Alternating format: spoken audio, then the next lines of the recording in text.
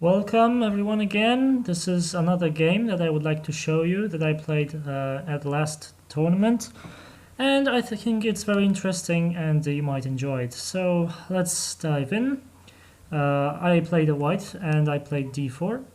My opponent replied f5, which is a Dutch defense, and well, it's not a very good opening to my mind. It creates a weakness to this king, as you can see here on this diagonal. However, it has been played by many good players, so I respect it. And how I like to fight against it is to play pawn to e4, which is a Staunton Gambit, a very aggressive opening where you early give up this pawn on e4, but for a very active play. And that's what happened. He took the pawn, I developed the knight to c3, attacking the pawn, and he played knight to f6. If your opponent ever tried to play d5 in order to protect the pawn, that fails tactically to queen to h5. It's check, and you're able to pick up the pawn on the next move. So you can imagine g6 and queen takes d5. This is just a very good position. Let's say after knight f6, you can even take the queen. Black does not have castling rights anymore, and well, he's not up a pawn, so this is a very good position. So going back, my opponent played knight f6, defending the pawn, and here I played bishop g5, attacking the piece that is defending the pawn, and he played g6. Now, maybe what looks logical is taking this knight, and then after recapture taking the pawn. This, however, does not offer you the great chance of winning, because after d5, say you retreat the knight to c3, and black plays, let's say, pawn to c6, he stands very well and he does not have any problems at all. That is why I immediately went on to attack this pawn and played pawn to h4, which is extremely aggressive. You're aiming to play h5, take on g6, and open up this file for a rook. Now, he played d5, protecting his pawn, because now there is no longer this threat of bringing my queen to h5, which would be very annoying. I would just like to briefly point out that black does not have to play g6. Other moves are e6, but it allows you to take the pawn because of the pin. And then let's say after bishop e7, bishop takes knight, bishop takes bishop, knight c3 defending the pawn on d4, castles, bishop d3. Really, white has a very solid position and has absolutely no problems, say after knight c6, c3, defending the d4 pawn. A very solid position, I very like it for white. Another choice in this position, instead of playing g6, black could try c6. In order to bring his pawn to d5 and secure this pawn. This, however, allows you to attack in a great way after f3. E takes f3, knight takes f3. You just develop pieces normally after d5, bishop to d3, bishop g4, castles. You can see that you have so many pieces developed already, and, well, your opponent does not. And he's only up a pawn.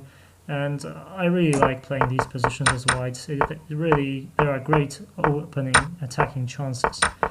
So after this g6, I like the move h4, and after d5, I played f3, which is not the main move in this position, but I didn't know that before I played this game. f3 is aimed to challenge the center, and eventually, if ever black takes this pawn, I would just recapture with a knight, and I would have another piece developed, and it only costed me a pawn. So I would very like that. However, he played queen to d6. Now, he sees that these dog squares are very, very weak, and that's why he wants to put his queen on g3 with check and take my castling rights away. I played queen d2. Saying, okay, maybe if you bring the queen to g3, then I will maybe block with queen to f2. And that's what happened, actually, queen to g3. But now I did not play queen to f2, because if I played queen to f2, and this exchange would happen. He would take here. Okay, I might say, okay, I'm up a pawn, I'm down a pawn, sorry, but this position is not very enjoyable for me. Say just after c6, black is still up a pawn, and I don't have a queen, which is a very good attacking piece, and that's why I don't really like this position anymore without the queens. So after he played queen to g3, I played king to d1, saying, okay, I do not want to waste any time, I just move my king to safety, and also do not exchange queens. Now, he played e takes f3, and I really thought probably taking with a knight is best, but what I found out is bishop to f4 is actually pretty strong. Now, I didn't see the following move. I thought he would play queen to g5, and then I would take here and have a sort of a nice position, but he found a very nice move, which is taking on g2. Now, of course, if I take his queen, then he takes my rook, promoting to the queen, and completely winning. He's up a rook. I didn't win anything there. So after he took, I had to take back with my bishop. Now his queen is threatened, and he has only one square to go to, so he went there with check. Queen to g4, it's check. I have to block it. Unfortunately, I cannot play knight to d2, because that will lose me a bishop. However, I would really not like to move my king here. I would really like to develop some piece, and that's why I played bishop to f3, attacking his queen. He moved it back to d7, both defending the c7 pawn, which might be attacked, and defending the d5 pawn. Now knight to e2, simply developing another piece. And now my opponent was so afraid of knight to b5 that he played pawn to a6, preventing that altogether. And I played h5, simply continued with my attack. Now, if he ever tried to take this with a knight, that would not be great because I would sacrifice the exchange. And if he took back, then, well, I can either play bishop takes pawn, but that's not very good. The point is actually knight takes d5, and that's pretty strong because there is a threat on c7, there is a threat on h5.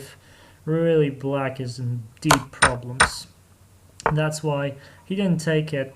Instead, he played bishop to g7, saying that after I take and I take here, there is no threat because he wins the rook back. So I didn't do that. And after he played bishop to g7, I played queen to e3, simply putting my queen in a more active position, preparing maybe to attack this pawn. Also, there is an idea that maybe I move my king to d2 and then bring my rook over to the attack. He played b5, which is a very bad move. What he should have played is knight c6, simply develop some pieces, and, well, that would give him the best chance. However, he played b5 here. Probably he wants to develop the bishop to b7, but he didn't see the threat, because after h6, attacking this bishop, he moved it back, and then I played bishop to e5, which completely paralyzes his pieces. Now he cannot move the knight because the rook is threatened, but there is also another threat. If he, let's say, just developed with knight to c6, I can actually take the knight, and there is no way of recapturing because of the pin. So he played queen to c6, defending the knight, but it's too late. I simply took the knight, and after he took with a queen, I took here with my bishop, and I attacked the rook, so he moved it, and not really moved it, blocked against it. However, now there's a brilliant move, knight to e5, and it turns out that this queen has really nowhere to go. There is no safe square that it could go to, actually. If we see, all of these squares are covered. Well, there is only one f5 square, and that's where he went. But after that, knight d6, I forked his king and a queen, and he just resigned the game. So this really shows how dangerous the Staunton Gambit really is, and how great attacking possibilities it offers, right? So yeah, I hope you enjoyed this game, and so that you may share it with your friends. maybe discuss it. Let me know what you think in the comments, and take care. See you in the next video.